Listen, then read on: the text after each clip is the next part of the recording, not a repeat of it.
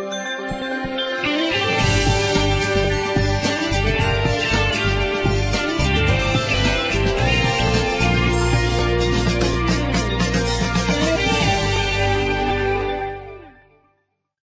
is Sarah Wang with China on TV Entrepreneur Edition.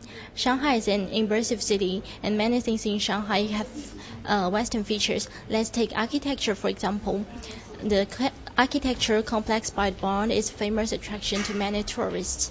Nowadays, many design studios focused on architecture have already been based here in Shanghai. Today, I will show you around a special design studio. Let's have a look.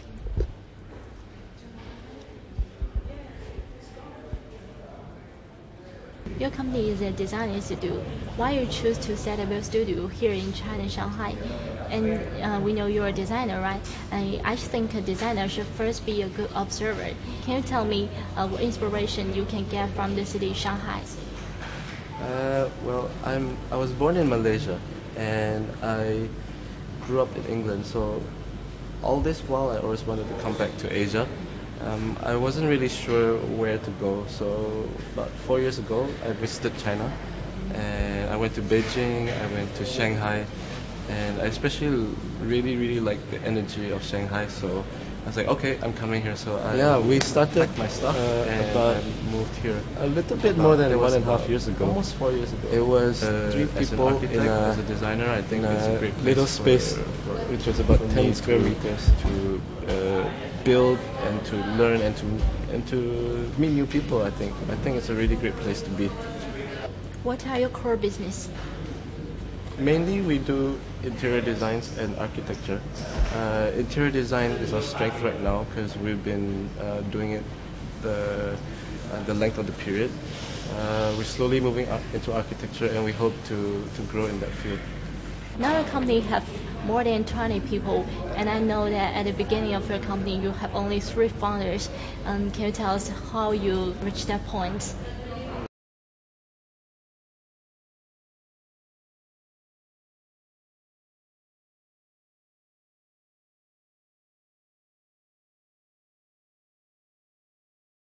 It comes with understanding how China works. I think China works differently from any country in the world.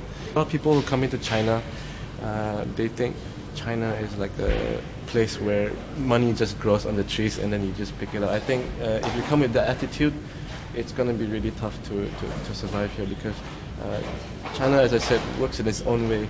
There's a different kind of dynamic to it, and you need to understand it before.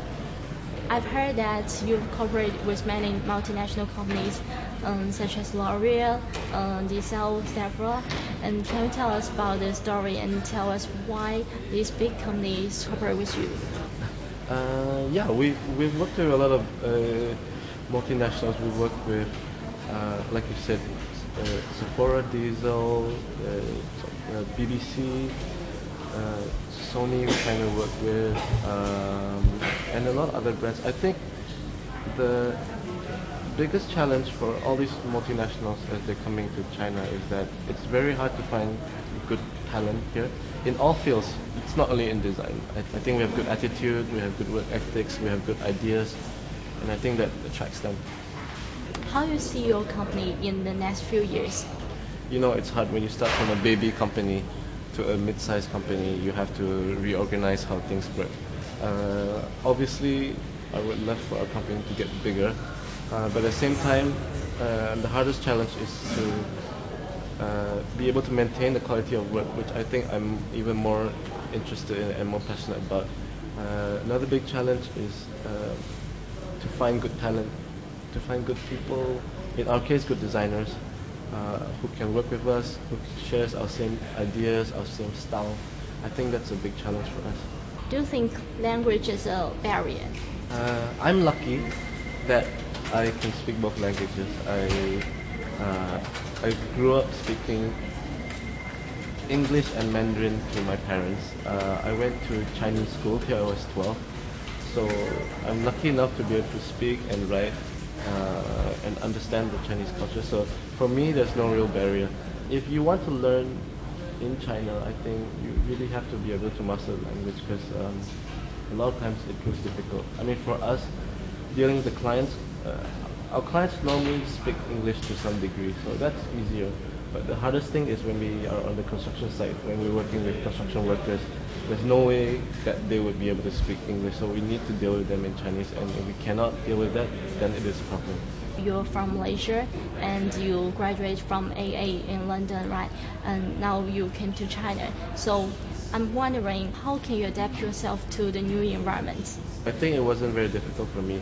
I think, especially Shanghai now, in terms of lifestyle, I get everything that I can get. In terms of life, it's very comfortable. Good restaurants, there are good places to go to. Shopping is good. So I think it's quite easy to adapt in Shanghai. I think some other cities in China may be a little bit more of a shock for foreigners when they come in. If you were like smaller cities, for example, I think it would be more difficult. But Shanghai, Beijing, I think it's quite easy to settle down.